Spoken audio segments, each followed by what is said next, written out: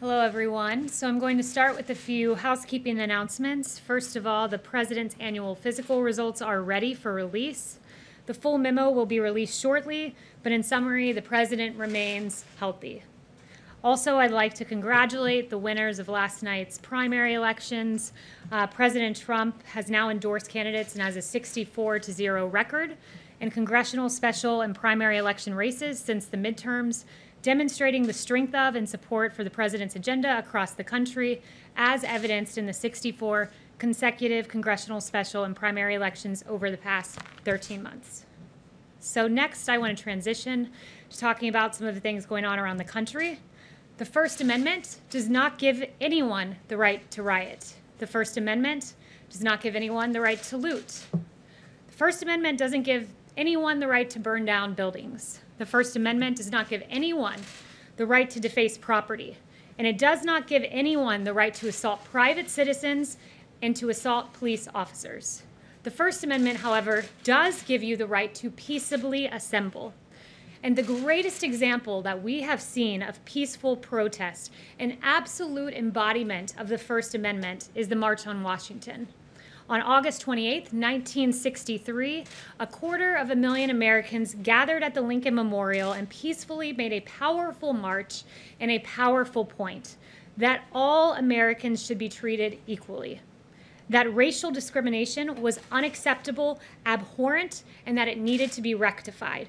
And in the famous I Have a Dream speech by Reverend Dr. Martin Luther King, he said this: "We must not allow our creative protest to degenerate into physical violence. Again and again, we must rise to the majestic heights of meeting physical force with soul force."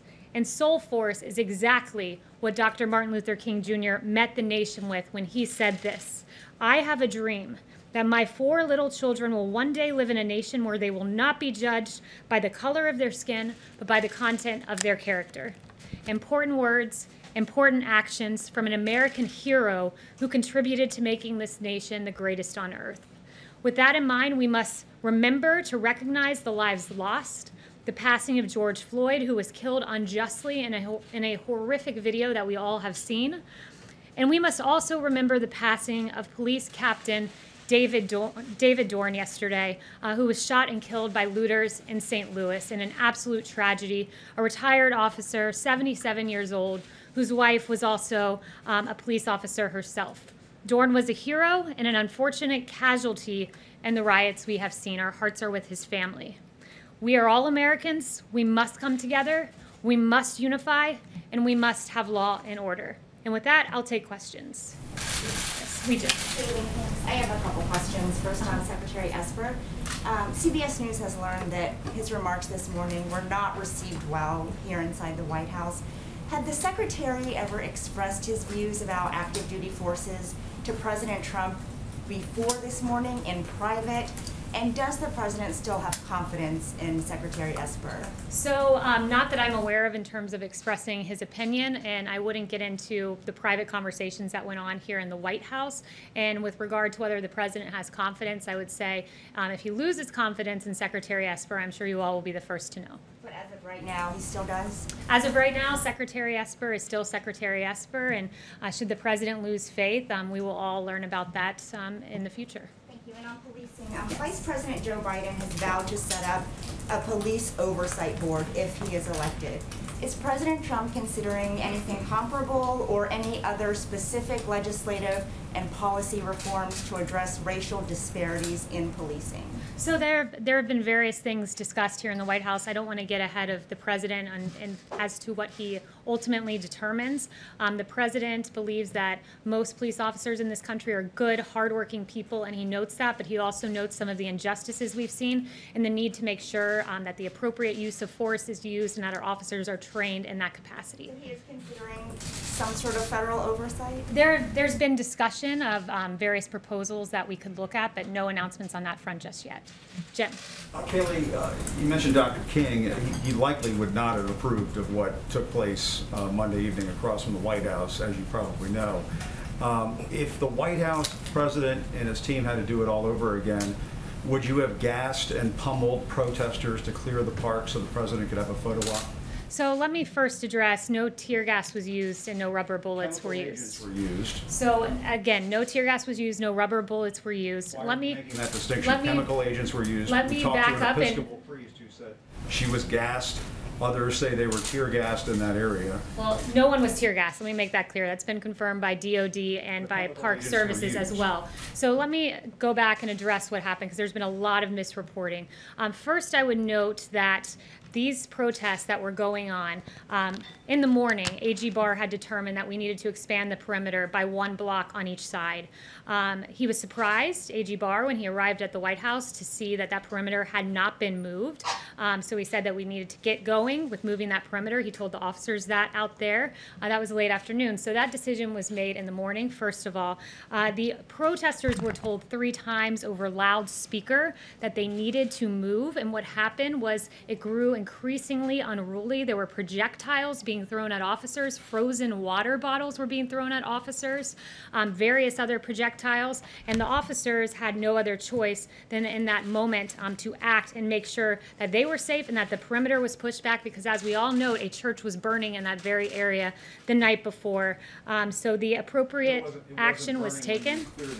It was burning the night before, which enforced the decision to move the perimeter on each side by a block so that church would no longer be in harm's way by the rioters. But it's absolutely uncalled for to throw bricks, absolutely uncalled for to throw water bottles that are frozen at police officers. Don't you agree, Kayleigh, that the vast majority of those protesters were doing so peacefully and that many of them did not hear those warnings and were simply just pushed out of the way, just forced out, pummeled out of the way by their fellow Americans, police officers? You sent in members of the military to deal with this.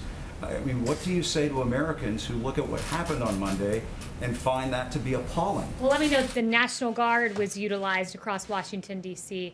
The military was not. There is a distinction, and I would say that it is uncalled for to throw bricks at officers, uncalled for to throw frozen water bottles at officers. And they also had received intelligence that there were calls for violence against police officers, and they found caches of glass bottles, baseball bats, and metal poles hidden along the streets. When an officer is at risk, they have the right to defend themselves. They did so peaceably. There were no fatalities, no severe injuries. You do it again. To protect the lives of officers, they have a right to defend and to protect themselves. And White House, next question. I think Sarah used to always joke about 2-question Tuesday. I think sometimes I get 4 or 5 question Wednesday. I just want to make sure that people who have a problem with what they saw Monday have a chance to have that addressed. And, I mean, what do you say to Americans who are just outraged by what they saw? And for the president to go and have a photo op in front of a church. What I would say is this: officers have a right to defend themselves. And I've watched a lot of your coverage. I've watched a lot of the nation's coverage, and let's go through some of the things that happen when officers don't defend and protect themselves. In St. Louis, 4 police officers were shot. In Las Vegas, an officer was shot in the head and is on life support. In New York, a cop was beat up by people. In Providence, 4 to 5 police officers and state troopers were injured. And in Ashbury Park, New Jersey, a police officer was injured. Police officers are out on the front lines. They're defending and protecting you as you come into this building each and every day, Jim. We owe them honor, we owe them respect, and when they are under attack, they have the ability to defend themselves. Zeke.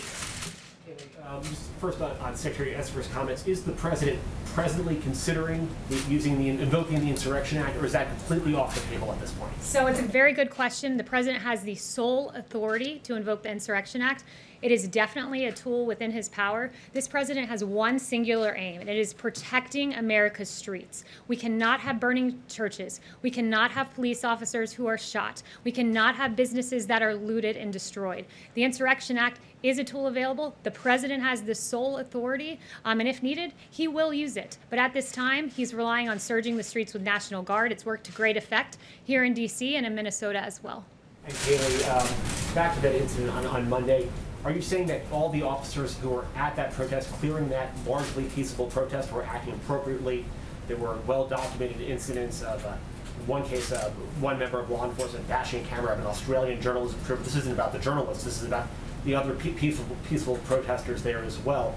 Did every officer in that protest, was that protest cleared in a way that the White House believes was entirely appropriate. So that should be the model for the rest of the country. I think U.S. Park Services, when having bricks thrown at them and frozen water bottles, had the right to act. They acted with the appropriate level of force to protect themselves and to protect the average citizenry and to protect the peaceful protesters who were among them as well.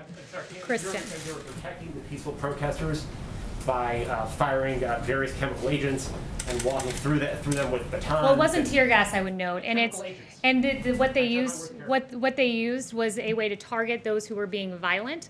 They used the minimal force that they could to ensure that situation was safe, to ensure St. John's Church would not burn a second night in a row, and to ensure that no officers were injured in the manner that I listed off, that several officers have been injured and shot at in the course of these riots. Kristen. Thank you, Kayleigh. I have a question about the decision-making process before going to the church on Monday night.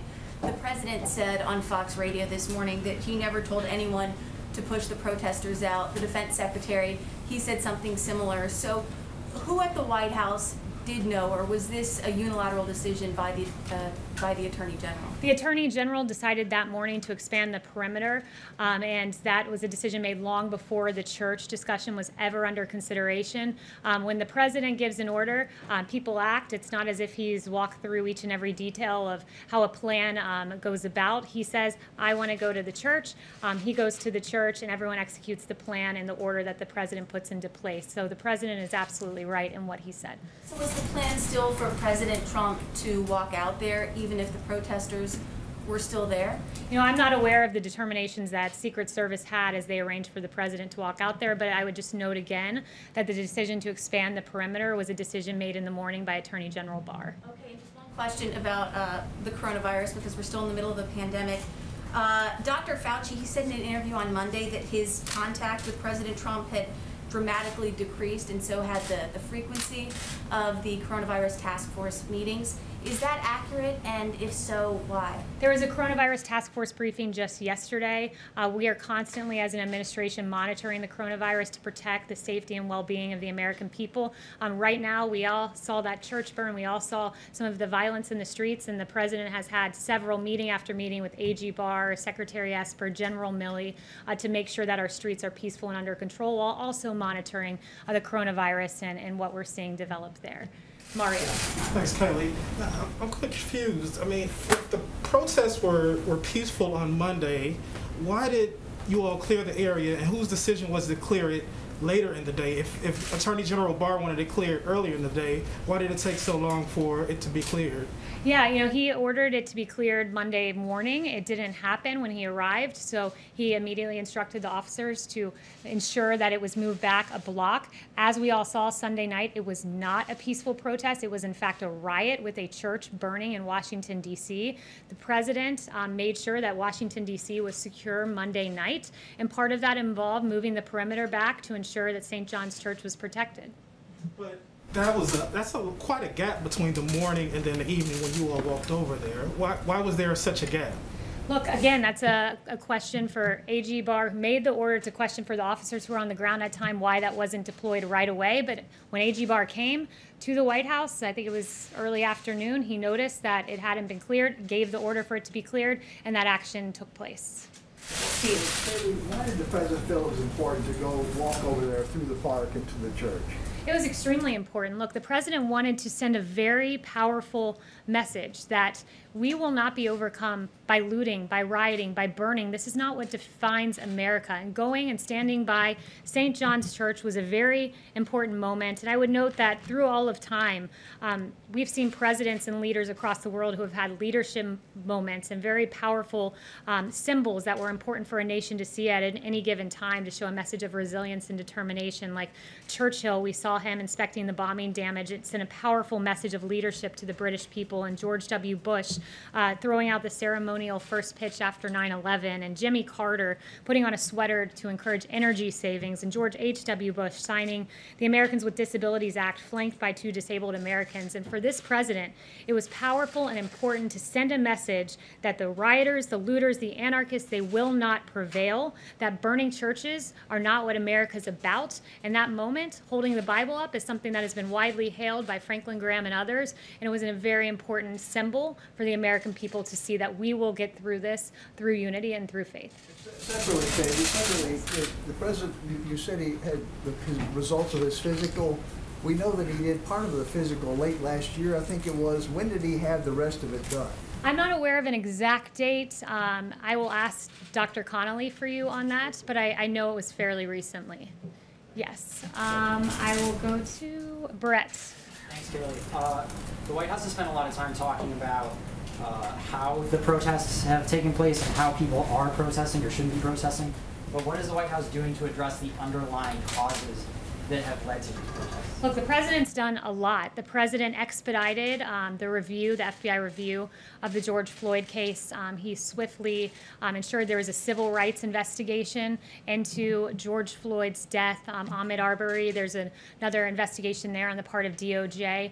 He's recognized what an injustice this was innumerable times, including in his national remarks that he gave on Saturday. So this president has done everything in his power to send a powerful message that these injustices will not be tolerated. But does the White House or the president, have they reached out to any of these protesters to try and start a dialogue about specific reforms they'd like to see? Or does the president plan to do that moving forward? Look, the president has looked at some various, not legislative necessarily, but tools that we could use to ensure that law enforcement uses the appropriate level of force. No discussions or announcements there on that front. But I will say that we're taking a hard look at this, but that the president recognizes that our police officers are valiant heroes. The vast majority are good, hardworking people who love this country and who love the American citizenry that they protect. There hasn't been any outreach to the Thanks, Kayleigh. Former Deputy Attorney General Rod Rosenstein testified today on the Hill that he didn't read the FISA applications, and he didn't even prepare the scope memo that started the Mueller probe. Given that Rosenstein appears to be deeply involved in Crossfire Hurricane and that he actually picked FBI Director Christopher Wray, isn't it time that the Trump administration appoints someone else other than Wray for FBI Director? Look, I have no announcements on that front, but what I will say with regard to the Rosenstein testimony is he said there was no there, and he now agrees with that text by Peter Strzok, who, obviously had no information of Russian collusion, but nevertheless strung us through this investigation. And you have Rosenstein, who, again, it's quite befuddling, said he wouldn't have signed off on the Carter Page FISA warrant that has his name on it. His name's signed on a FISA warrant to spy on the Trump campaign, that he wouldn't have signed off on that. Not only that, he wasn't sure that he read every page of it. It's a pretty grave thing to spy on an American citizen, to violate their Fourth Amendment rights, to not have a basis to do so, and to rely on a Russian dossier full of lies as the justification. So it's really astonishing to hear from him that he's not sure he read every page of that warrant, but I suppose it's encouraging to hear with his 2020 hindsight that he wouldn't have signed off on it, though I'm sure that's of no comfort to Carter Page. Well, the president has expressed his disappointment in Wray in the past, so where does he stand now? Does he have confidence in Wray today? At this moment, the president, as the FBI director, much like the Secretary of Defense is the FBI director, is the Secretary of Defense. If the president decides he no longer has confidence, you guys will be the first to know. And then I have one more on New York, if it's okay. Sure. So yesterday, New York Governor Cuomo made a pretty big statement saying that he might relieve Mayor de Blasio, of his duties. Has there been any talk with Governor Cuomo about sending in the National Guard troops to New York, or is there any plan right now to send National Guard to New York? The president will do whatever is necessary to protect America's streets. He has made that clear, and he has several tools. That is one of them, sending in the National Guard. He does have the ability to federalize the National Guard should he choose to do that. But I would note, and I'm very glad you brought up New York, the very clear-cut cases of D.C. and New York. D.C. was in chaos on Sunday night when you saw the burning of the church, when Mayor Bowser did not set the curfew as she had it at 11 p.m. The president said this is unacceptable. He's always preferred devolving to the states. They have the police power. It's their responsibility to protect the streets. But when the president saw that on Sunday night, he took action immediately. He surged the National Guard, encouraged states to accept their National Guard. He went on and on with several various actions. He gave a very powerful speech saying, if you don't act, I will. He noted that the military would be on hand should it be necessary. His bold action, his swift action, made D.C. a much different story Monday night. And contrasting the images of D.C. on Monday night and New York on Monday night, where there was rampant looting looting, where we saw Macy's department store looted, Coach store looted, violence in the streets. New York acted in a way that was inappropriate. They didn't deploy the National Guard. They set an 11 p.m. curfew, even after they saw the disastrous results of Mayor Bowser's 11 p.m. curfew. And the president said, "I will call Antifa a domestic terrorist group." What was New York doing? New York was arresting people on burglary charges and then releasing 500 individuals after they had arrested them. So the weak-kneed policies of New York stand in stark contrast to the law and order policies of this president that has succeeded in securing this city, as we've seen the last 2 nights. Next, so we'll go to Lachlan. Thank you, Kayleigh. Putting aside the conduct of individual officers, does the president believe that there's a systemic bias in American law enforcement against African Americans? The president believes that there are injustices, and he has pointed them out, and he has not hesitated in pointing out injustices, going back to his time as a primary candidate when he called Sandra Bland and the use of force against her in the video that we all saw terrible. He did not hesitate when he saw the video of George Floyd. He was really upset by that video, as I noted. We've got the civil rights investigation into Ahmaud Arbery. He points out injustices, but he also notes this, that our police officers are good people. I've seen them out there on the streets protecting people. I've played the videos for you of the police embracing protesters, standing with the protesters. They're good, hardworking people. They protect our streets. That is what law enforcement is about. But at the same time, the president will note and he will call out injustices. And this is a president who's not hesitated in doing that when the time was right. Individual actions, but does he believe that the problem is systemic and endemic to American law enforcement? The president believes there are some examples of injustices. He calls them out. This is a president who, when Democrats for so many years talked about criminal justice reform and the disparities, the racial disparities in sentencing, President Obama didn't do that. Guess who fixed that? It was President Trump with the First Step Act, who engaged in sentencing reform and who really rectified some of the disparities we saw there. So, I think Democrats, others, Republicans should hail this president for calling out injustices when he sees them, either in a case-by-case basis or in the form of the First Step Act, where he noted the disparity in sentencing reforms. Josh. There's been a number of explanations on the clearing the park. One, that there was an attempt to enforce curfew. Another, that there was violent protesters from the park police. DOJ saying that it was previously going to be done anyway. Can you explain to us what the reason from the White House's perspective was for clearing the park? Why the White House wanted it done? So it wasn't the White House. As I said, it was A.G. Barr who expanded it was A.G. Barr who said the perimeter needed to be expanded 1 block each way because we were not going to see the church burn another night. I've already gone through in meticulous detail with my friend Jem here how it came about that perimeter was eventually moved, and I'm not going to repeat myself again. So that would have been done anyway, even if it would not have been violent protesters, that would have happened? No, there were 3 announcements. So if the protesters had remained peaceful and had moved the perimeter as they were instructed to do, not 1, not 2, but 3 times via loudspeaker, it would have looked different. But when bricks are thrown, rest assured, officers will protect themselves. Chanel. You said the president said today that he went down to the basement to inspect it over the weekend. What was the point of the inspection? What was he looking for? Look, I won't go further than what the president has said because those are security matters, and I won't engage on that kind of discussion. Yes, Chanel. Really? So going back to Rosenstein, what is the president's response to the fact that neither Rosenstein nor Christopher Wray seem willing to take responsibility for the illegal wiretapping that took place on the Trump campaign? I also have a question on the Insurrection Act. Yeah, I would say, look, the president is dismayed. This happened to the president's campaign. A Republican campaign was spied on by a Democratic presidency, a Democratic administration, based on a dossier paid for by his opponent, Hillary Clinton, and the DNC.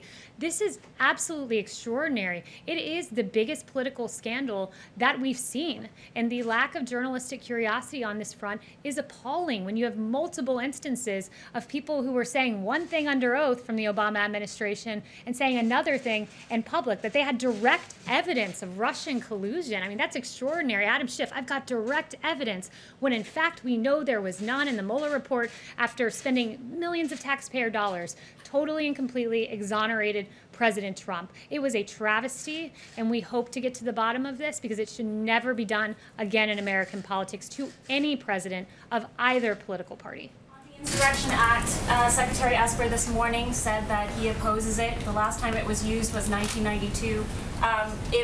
How close is the White House to actually using the Insurrection Act? Is that a last resort measure, or is this a real possibility at this moment? Well, if you've noticed, the president has been going down a line of progression, and the first point was allow governors to do their job, allow mayors like Bill de Blasio to do their job, the police power, which is embedded in the 10th Amendment of this Constitution. That's how this country is supposed to work. Governor Cuomo is supposed to ensure that his state is protected. Mayor de Blasio is supposed to ensure that New York City is protected.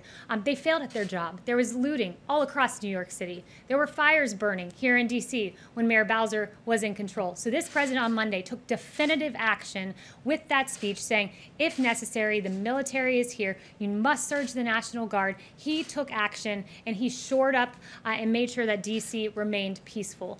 So this president has gone and said the National Guard is the next step.